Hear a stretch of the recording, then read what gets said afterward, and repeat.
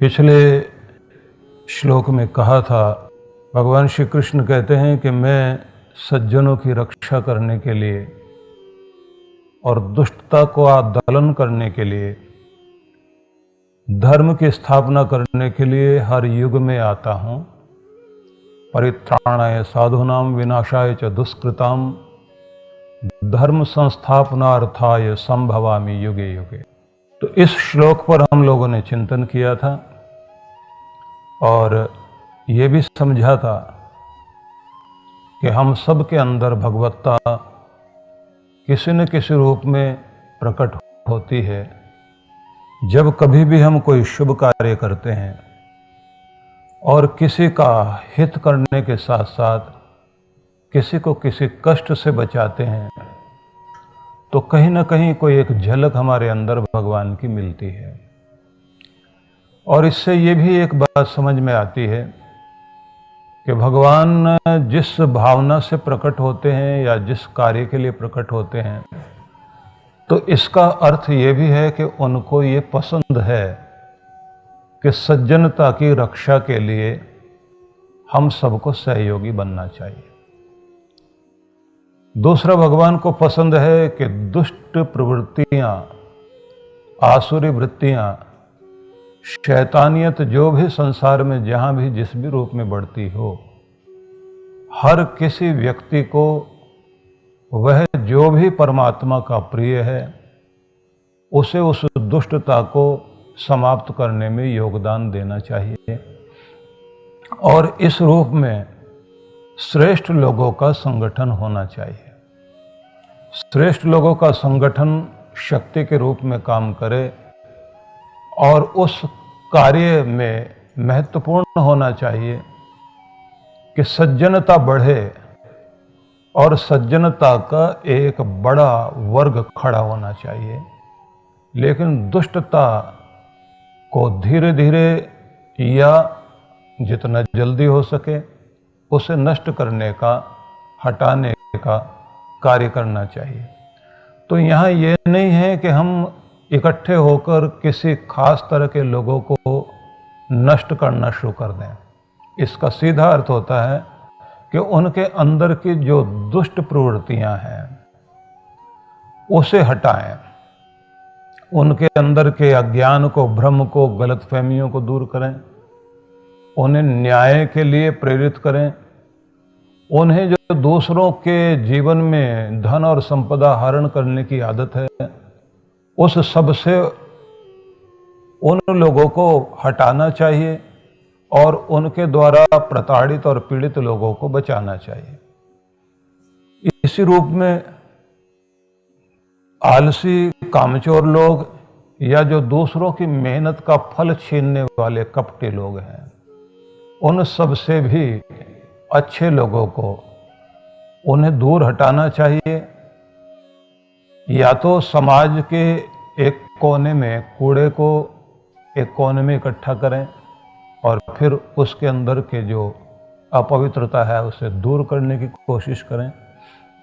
लेकिन अच्छे प्रभाव वाले लोग बुरे प्रभाव वाले लोगों को किसी न किसी रूप में अपने से दूर रखें, क्योंकि बुरी संगति का प्रभाव बहुत जल्दी पड़ता है। नीचे गिरने में, फिसलने में आसानी होती है, ऊपर चढ़ने में आसानी नहीं है।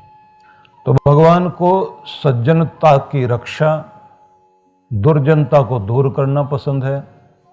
एक तीसरी चीज और उन्होंने कही, धर्म संस्थापनार्थाय। मैं धर्म की स्थापना के लिए प्रत्येक युग में आने का वचन देता हूं।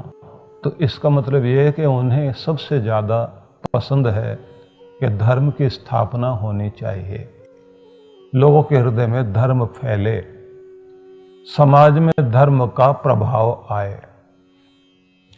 तो समझ लीजिए कि भगवान को प्यारा लगने वाला जो सबसे बड़ा कार्य है, सज्जन लोगों को बढ़ाएं, सज्जनता को बढ़ाएं, सज्जनता का प्रचार करें, सज्जनता के लिए लोगों को जागृत करें, ये महान कार्य है। दूसरा, दुष्टता और दुष्ट प्रवृत्तियां नष्ट होनी चाहिए, उनके मनों में व्यवहार में, जीवन शैली में जहाँ कहीं भी दुष्टता फैली हुई है, उसे हटाने के जितने भी प्रयोग हो सकते हैं करने चाहिए। तीसरा कार्य भगवान को पसंद है कि धर्म का प्रचार होना चाहिए, क्योंकि वो धर्म की स्थापना के लिए ही अवतार लेते हैं। तो इसका सीधा अर्थ ये है कि उनके प्रिय भक्तों का भी एक ही महत्वपूर्ण कार्य होना चाहिए कि हम धर्म को बढ़ाएं, धर्म का प्रचार करें, धर्म को फैलाएं, धर्म लोगों के हृदय में बसे, धर्म लोगों के जीवन शैली में आए। यही कार्य भगवान करें तो यही कार्य भगवान के भक्त भी करें। तो भगवान कहते हैं कि मैं हर युग में आता हूं, तो इसका मतलब ये भी है कि हर युग में मैं ऐसा चाहता हूं, या ये भी कहते हैं हर युग में जो भी मनुष्य जी रहा है उसके अंदर ये भावना होनी चाहिए कि वह अच्छाई को बढ़ाए और बुराई को हटाए, और सबके हृदय में वे दिव्य गुण जागृत होने चाहिए जिसके कारण समाज का कल्याण हो सके और एक अच्छा, उन्नत और सुसंस्कृत समाज दिखाई देना चाहिए। ये भी सोचने वाली बात है कि जब कभी ऐसा नहीं हुआ, धर्म हटा, अधर्म बढ़ा, व्यक्ति के अंदर अहंकार आया, व्यक्ति के अंदर कुटिलता आ गई, दूसरों का धन, दूसरे का वैभव छीनने की भावना आ गई, और वो जब बहुत अधिक मात्रा में बढ़ी, तब समाज में कुछ न कुछ बुरी चीजों के कारण बड़े बड़े युद्ध हुए। जब प्रकृति के साथ व्यक्ति ने छेड़छाड़ की, जब नियमों को तोड़ा, तो उसके बाद अगर बाहर के वातावरण का स्वास्थ्य बिगड़ा है तो व्यक्ति का स्वास्थ्य भी बिगड़ा है। जब परिवारों में विघटन खड़ा हुआ, संबंधों में दरार आई और समाज में भी एक दूसरे का विश्वास हट गया, तो भी समस्याएं इतनी बड़ी हुई कि बहुत सारे झगड़े हुए। ध्यान रखने वाली बात है, अगर दो भाइयों के बीच में कोई दीवार बनती है तो दीवार बनने का मतलब ये होता है कि अगर किसी का बंटवारा होता है, उसकी फैक्ट्री का, उसके घर का, और दोनों के बीचों बीच में एक दीवार बनती है, तो दीवार जमीन पर बाद में बनती है, पहले लोगों के मनों में बनती है। मन में जब विचार आ जाते हैं कि हम इनके साथ नहीं रह सकते, नहीं जी सकते, वहीं से बातें आगे चला करती हैं। और व्यक्ति के जीवन जीने के अंदाज में जब कोई एक दोष आ जाता है, उसका प्रभाव ये होता है कि ऐसा व्यक्ति जहां भी जाएगा तो वो अपने अंदर की नेगेटिविटी को, नकारात्मकता को चारों तरफ फैलाता है और अपने जैसे लोगों को चारों तरफ इकट्ठा कर लेता है। हमारा मन और मस्तिष्क जिस फ्रीक्वेंसी पर काम करता है, जिस आवृत्ति पर काम कर रहा होता है, और जिस लक्ष्य को ध्यान में, मतलब अगर ईर्ष्या पर हमारी ऊर्जा गतिमान है और हमारे मस्तिष्क से वही तरंगे बाहर जा रही हैं, तो उसी स्तर के जितने भी लोग आसपास हैं वो उसके साथ जुड़ते चले जाएंगे। और अगर आपके अंदर कोई सज्जनता की तरंगे उठ रही हैं और आपकी पूरी ऊर्जा जो है उसी सज्जनता में है, और सज्जनता भी जिस स्तर की है उसी स्तर के लोग आपके आसपास होंगे, उन्हीं से आपका संबंध जुड़ेगा, क्योंकि आपके अंदर अपना एक चुंबक है। आपकी जो मैग्नेटिक फील्ड है, एक चुंबकीय क्षेत्र आपका जो चारों तरफ बना हुआ है, वो आप उसी तरह के लोगों को अपनी तरफ खींचना शुरू कर देते हैं जिस तरह के आप व्यक्ति बन जाते हैं। इसलिए कमाल की बात यह है कि फेलियर वाले जितने भी लोग होंगे, असफल लोग होंगे, उन सब के साथ जमघट बना के बैठे होते हैं और उसके बाद निंदा कर रहे होते हैं सफल लोगों की। ये बेईमानी से बढ़ने वाले लोग, छल कपट करने वाले लोग, इनका कोई रिश्तेदार ऊपर बैठा हुआ है, इनको जो है रिश्वत देकर ऐसे आगे बढ़ गए, नहीं तो इनके अंदर क्या योग्यता है। वो इस तरह की चर्चा करके उसके बाद अपना बचाव करते हैं कि हम पीछे क्यों रह गए। और जो सफल लोग होते हैं वो हर जगह एक ही बात का ध्यान रखते हैं कि कैसे किसी आदमी के अच्छे गुण की प्रशंसा करते हुए हम उस व्यक्ति की अच्छी चीज़ें अपने साथ जोड़कर अपने आप को आगे बढ़ाएं। इसलिए उनका ध्यान कभी निंदा चुगली पर नहीं रहता। आपकी मानसिक तरंगें, भावनात्मक तरंगें किस स्तर की हैं और कैसे काम कर रही हैं, किस आवृत्ति की हैं, कितनी तेजी से काम कर रही हैं, उसका प्रभाव आसपास जरूर जाता है। तो इसलिए हम सब की एक ही कोशिश होनी चाहिए कि धर्म की स्थापना हो। और आपको ये भी बताया गया था कि धर्म किसे कहा भगवान कृष्ण ने। अगला श्लोक जो आज का है, जिस पर हम लोग विचार करेंगे, भगवान श्री कृष्ण कह रहे हैं, जन्म कर्म च मे दिव्यमेव यो वेत्ति तत्वतः त्यक्त्वा देहम पुनर्जन्म नयति मामेति सो अर्जुन। हे अर्जुन, जो मनुष्य मेरे दिव्य जन्म और कर्म को तत्वतः तथ्य रूप में जान लेता है, त्यक्त्वा देहम, प्राण त्यागने के उपरांत, पुनर्जन्म नहीं लेता, पुनर्जन्म नहीं होता उसका, प्रत्युत वह मुझे प्राप्त कर लेता है। सीधा मतलब हुआ कि भगवान श्री कृष्ण ये कह रहे हैं कि फिर उसको सुख दुख, हानि लाभ, रोना आंसू बहाना, ये जो भूख प्यास, गर्मी सर्दी, गरीब अमीर आदि द्वंद्वों में फंसा हुआ जो मनुष्य है, जो रोएगा हंसेगा, डरेगा, कभी चहकेगा, इस तरह की जिंदगी जीने वाला जो मनुष्य है, वो इस उलझन में आने के लिए इस संसार में नहीं आएगा, बल्कि वो उस जगह पहुंच जाएगा जहां न भूख है, न प्यास है, न सुख दुख है, बल्कि परम आनंद है और परम प्रेम है। सारी खुशियां जहां हैं। मतलब जीवन का लक्ष्य जो है वो क्या है? आनंदित रहना, खुश रहना, शांत रहना, निर्भय रहना, निर्भीक रहना, निश्चिंत रहना और ऐसे प्रेम से युक्त रहना जिस प्रेम में पूर्णता हो। इस उत्साह से आनंदित रहना कि उसे किसी भी तरह से कोई भी हीनता, दीनता, छोटापन अनुभव ना हो। इतनी बड़ी शक्ति मिल जाना कि कहीं कोई कमजोरी महसूस ही ना हो। इतना बड़ा कुछ पा लेना कि उसके बाद कुछ और पाना बाकी ना रह जाए। ये जो कुछ है यही परमात्मा की निकटता का फल है।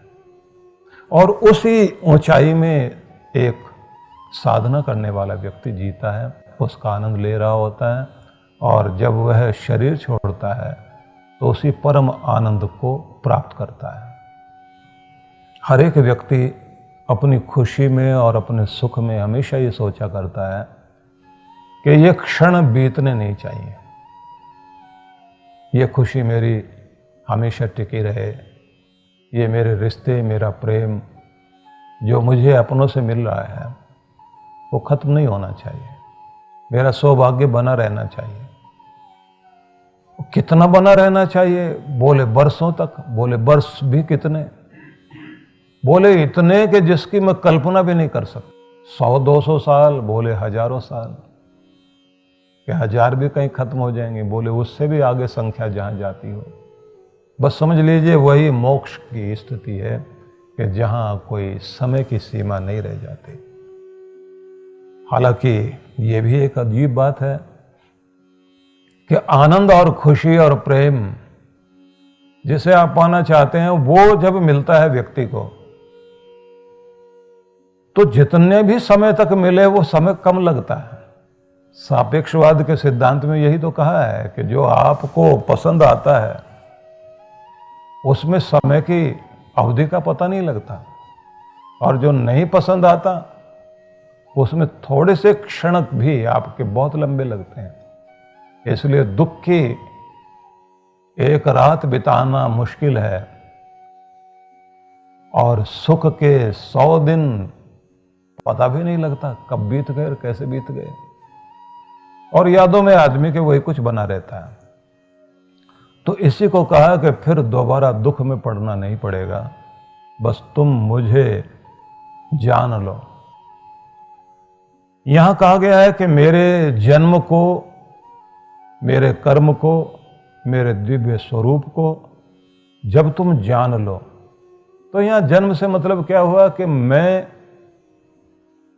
किस लक्ष्य को लेकर इस धरती पर आना चाहता हूं। यहां केवल धरती नहीं है, तत्वतः शब्द का ही अर्थ है तात्विक रूप से जान लेना। बुद्धि के स्तर पर जानना नहीं है, अनुभव के स्तर पर जानना, तात्विक रूप से जानना। जब कोई मुझे, कृष्ण भगवान जो है अपनी कोई बात कह रहे हैं तो उसका मतलब है भगवत्ता के विषय में बता रहे हैं कि जब कोई भगवान के, ईश्वर के स्वरूप को अनुभव के स्तर पर जान लेता है, और अनुभव के स्तर पर जानने का मतलब है कि शाब्दिक रूप से जानना सामान्य बात है। कागजों में आग लिखा हुआ हो, आग का चित्र बना हुआ हो, अच्छे से फलों के चित्र बने हुए हों, अच्छी मिठाइयों के चित्र बने हुए हों, तो आपको उससे कोई लाभ होने वाला नहीं है। पुस्तकों में बहुत कुछ लिखा हुआ है, वो शब्द हैं। इसी तरह से कोई आपको कहानी सुनाए किसी मिठाई की, उस कहानी को सुनने के बाद भी आपको इतना तो समझ में आएगा कि ऐसा किसी ने खाया है और ऐसा कुछ अच्छा होता है, और आपको दृश्यों में भी दिखा दें ऐसा कुछ, कोई फिल्म बनाकर दिखा दिया जाए, उसे देखने के बाद खाने वाला आदमी बहुत मजा ले रहा हो तो भी आपको लगता कोई बहुत अच्छी चीज है, तो भी इसका मतलब ये नहीं है कि आपको जानकारी मिल गई। जब आप उसकी अनुभूति करते हैं, खाकर जो स्वाद लेकर जब उसको अनुभव करेंगे, तब प्रत्यक्ष होता है, तब माना जाता है कि अब जान लिया गया, पहचान लिया गया कि ये चीज ऐसी होती है। तो भगवान भी ये कहते हैं कि जो तुमने सुना, जो तुमने समझा, वो नहीं है। जब तुम हृदय में अपने अनुभव कर लेते हो और अनुभूति हो जाती है, और उस अनुभूति में जब तुम आगे बढ़ जाते हो, तुम्हारे अंदर की सारी पशुता हट जाए, और उस पशुता को हटाकर परिशुद्ध होकर जब तुम मेरे दिव्य रूप में स्थित हो जाते हो, तब एक घटना जरूर घटेगी कि तुम्हारे जन्म जन्मांतरों तक के दुख खत्म हो जाएंगे। मतलब फिर वो रोना, हंसना, इस संसार में आना जाना, उस सब से मुक्त हो जाओगे। और गीता में आगे चलकर एक बात और बड़ी अद्भुत कही गई है कि ये मार्ग इतना अद्भुत है कि इस पर चलते चलते अगर तुम्हारा योग सधा नहीं, तुम्हारी साधना पूरी नहीं हुई, तुम बीच में रह गए, रास्ते से चले थे बहुत, पहुंचे भी बहुत आगे तक, लेकिन अभी उतने में ही यात्रा समाप्त हो गई, शरीर छूट गया, तो फिर तुम्हें वैसा ही अवसर मिलेगा अगले जन्म में। लेकिन जब अगला अवसर मिलेगा तो एक बात खास हो जाएगी, श्रीमंत के घर में जन्म होगा, समृद्धि होगी, सम्मान होगा, सुख सुविधाएं होंगी। ये सब कुछ होने के बाद मतलब ये नहीं है कि तुम नमक, तेल, लकड़ी और चूल्हे के चक्कर में पड़कर और जीवन का बहुत सारा समय व्यतीत कर दो, ऐसा नहीं होगा। साधन सामग्री तुम्हारी रहेगी तुम्हारे पास, और फिर एकाएक तुम्हारे जीवन में ऐसी घटना घटेगी कि जिससे तुम्हारे अंदर की वो सोई हुई आध्यात्मिकता जागेगी, और जब वो जागेगी तो उसके बाद गुरु भी मिलेंगे, तुम्हारी भावना भी जागेगी। जहां से तुम छोड़े गए वहीं से फिर तुम्हारी यात्रा आगे शुरू हो जाएगी। जब तक नदी सागर से नहीं मिलती, जब तक वो अपनी पूर्णता को प्राप्त नहीं करती, ऐसे तुम भी अपनी पूर्णता को जब तक प्राप्त नहीं करोगे, तब तक तुम्हें सहायता दी जाती रहेगी और यात्रा आगे बढ़ती रहेगी। इसलिए ये मार्ग तुम्हारे कल्याण के लिए ही है। एक बार इस मार्ग पर चल पड़ो तो भावना के साथ चलते चले जाना, लेकिन अपनी पवित्रता को बनाए रखना। इसलिए इसमें कहा जाता है कि गुरु का सानिध्य, गुरु की कृपा और अपनी श्रद्धा और अपना विश्वास और आपका अपना अनुशासन वो कायम रहना चाहिए। इसलिए इसमें एक दीवानापन तो चाहिए,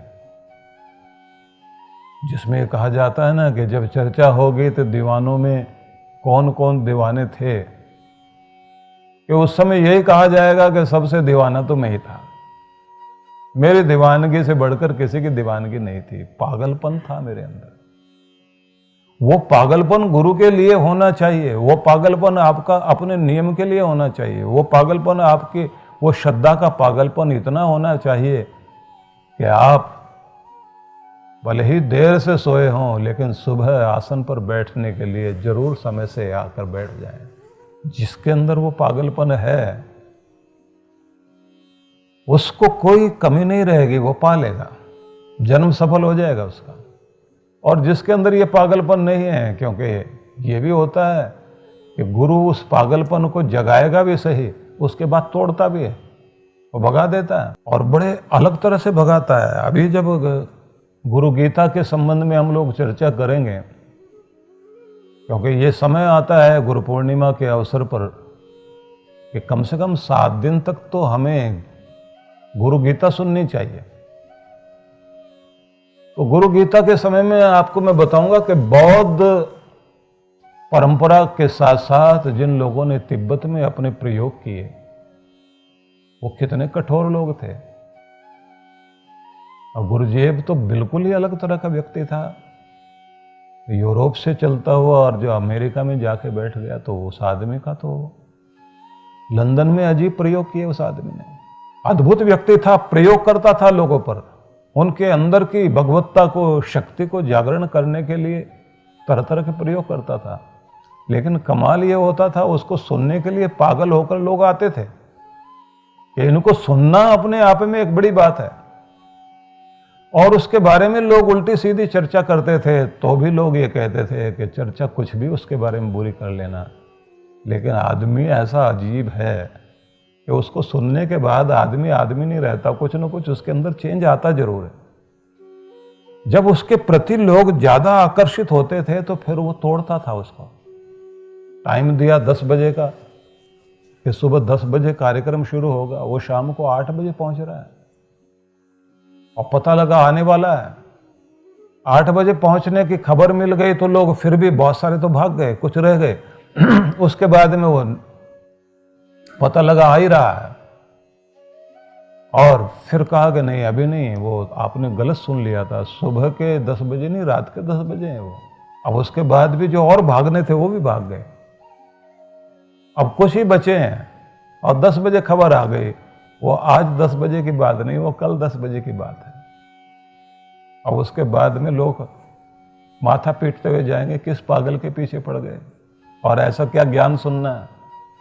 वो अगले दिन जब थोड़े से लोग पागल लोग खड़े दिखाई दें तब वो उनको देखकर हंसता था, कहता था अच्छा ठीक है, तुम्हारे ऊपर कुछ प्रयोग हो सकता है क्योंकि तुम्हारे अंदर प्यास है और तुम्हारे अंदर प्रतीक्षा भी है,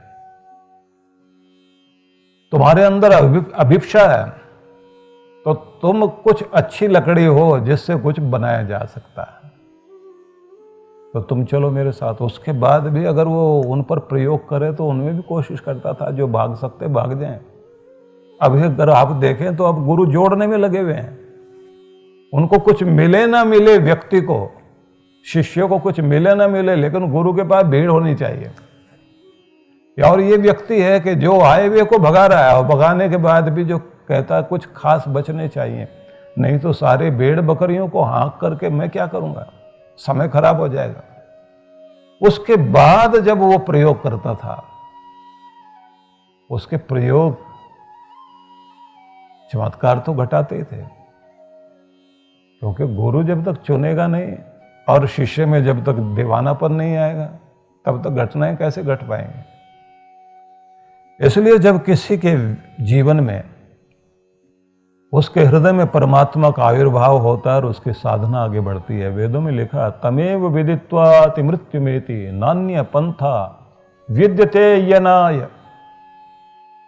बस उसको जानने के बाद ही दुख को, मृत्यु जैसी जितनी भी चीजें दुनिया में रुलाने वाली हैं, उन सबको व्यक्ति तभी पार करता है। उसको जानना, ईश्वर को जानना आवश्यक है। तो आप सबको मैं बहुत बहुत शुभकामनाएं देता हूं कि आपने प्रेम से सुना और कल फिर हम लोग इस चर्चा में शामिल होंगे। ये चर्चा अपने आप में बड़ी अद्भुत है क्योंकि कृष्ण संदेश है और कृष्ण संदेश में आकर्षण तो है ही है, लेकिन वो आकर्षण तभी बनता है जब आपके हृदय में भी उतना ही आकर्षण हो कि कृष्ण भगवान के संदेशों को जाना जाए।